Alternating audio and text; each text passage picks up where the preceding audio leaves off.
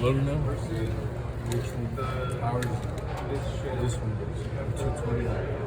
220 does? Oh, what it says? We haven't wired up my 3 contactors. I'm watching you. L1, L2, L3. Now you have to feed it. No, but I want you to start with my 3 contactors first. So go ahead and feed your 220 contactor and feed the 24 volt contactor. Sorry. And then you can take off on your fancy wiring diagram. But give those 3 contactors 3 phase each. 24 volt contactor, 110 and 220. Feed those. Power the motor with 220, right? There you go, yeah.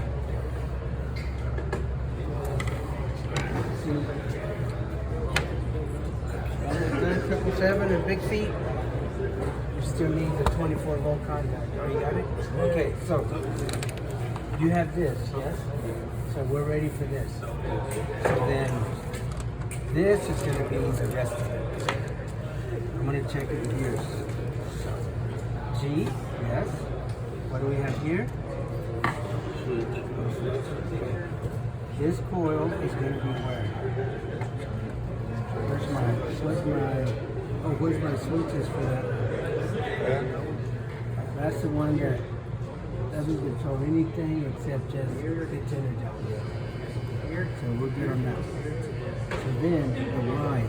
I didn't put no safeties. I should have taken a high pressure, low pressure time like this. I just let you energize the coil. Coil relay. Okay, so it's going to be a relay. You put a wire over here. It's going to be called a cool relay. CR equals cool relay. Because it relates to wire. So then I'm going to look for these switches, which are right here, which will be switch 1 and 3. It's going to energize the 220 volt relay. That one. Okay? So then, this should be called, I don't know where I got for confused here. Because it's supposed to go, the relay energizes this, and then this energizes that. So that'll be over different. Yeah. Right, you get the simpler one today. So your cool relay, this one, is going to jump to energize this one. Because that's what this CR closes these switches. Okay?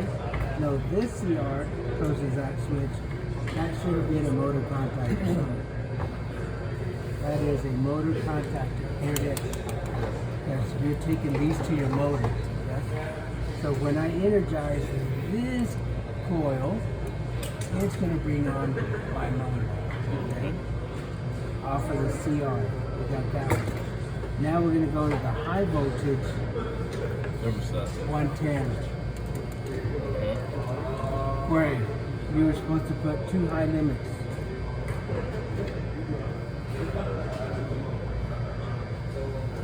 High limit switch, and of course this is my thermostat. High voltage. Correct. Back wire gets the power off of L1. Okay.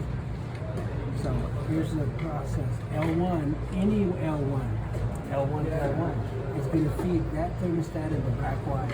Yes. Feed that thermostat. When you put it on heat, the red wire, it's going to go through 2 switches before it gets to a Oil. heat contactor coil, because this controls heat strips. So that's the control circuit to control this contactor. And then these are going to control 1 independent heat strip, 2nd independent heat strip. That's what the wording says. That's a light bulb, right? There it is. Yep, because it needs a neutral. This needs a neutral, and how about this 110 coil? Yeah, because I should have 3.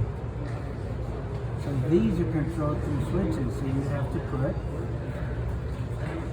that come off of this, which is called heat contacted. There's my switches. There's my coil.